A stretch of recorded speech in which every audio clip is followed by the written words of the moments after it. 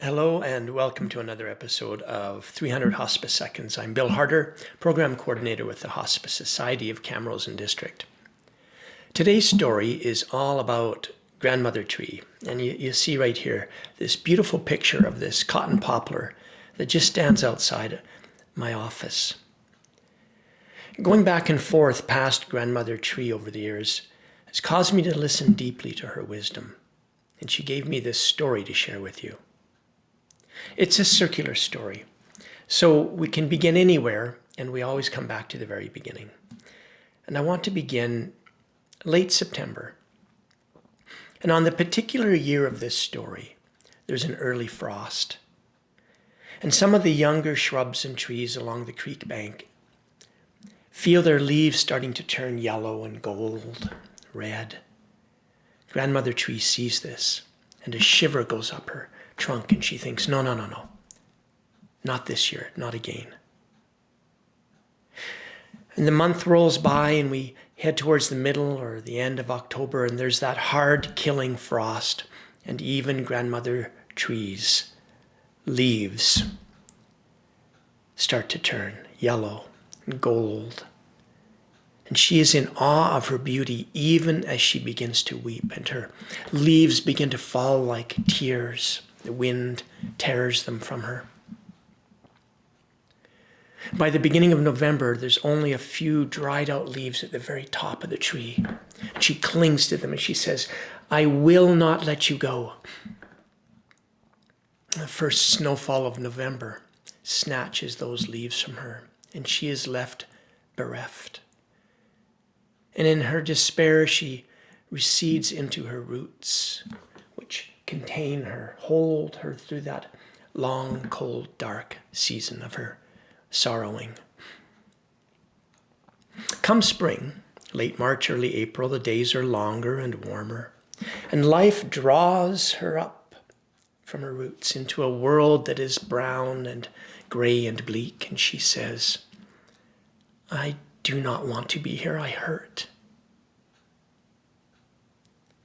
By the middle of May, on the end of every twig, a fat bud has formed. And one particularly sunny, warm day, all of those buds burst open to reveal these tender, fluorescent green leaves of spring. And grandmother tree looks at those leaves, and she wants to fall in love with life again. However, the sound of her grief is still too loud, and she can't risk. The days move forward, though, and those leaves get thicker and greener. Finally, the sound of her sorrowing recedes to the background, a quiet sound, and the sound of life rushes forward, and she's all in. She loves those leaves.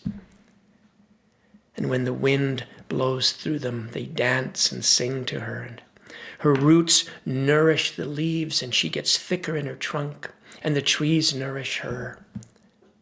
And life is good. Through June and July into August. And then somewhere in the middle of September, there's an early frost. And the leaves of the young trees and shrubs along the creek bank turn yellow and gold.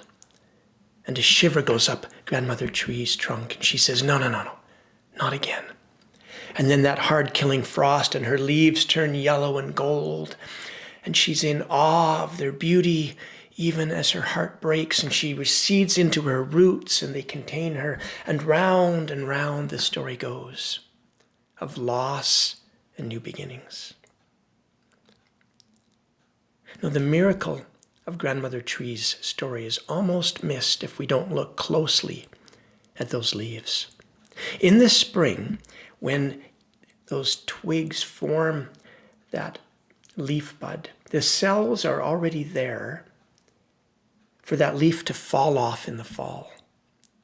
And the moment in October when that leaf drops away, the cells are already there to grow a new leaf. So intimate are our beginnings and endings, our losses, and also the portals that they take us to of new life. Grandmother tree teaches us that every loss we have must be acknowledged and felt. And each of those losses will take us to a place where we can grow our roots deeper and our being can expand in new ways. Well, that's a little more than 300 seconds today. I want to thank you for sharing in Grandmother Tree's story. If you are sorrowing in this day, may your roots contain you, and may one day you be drawn back up into the sunshine, and may your leaves draw you to be in love with life. I'm Bill Harder. This is 300 Hospice Seconds.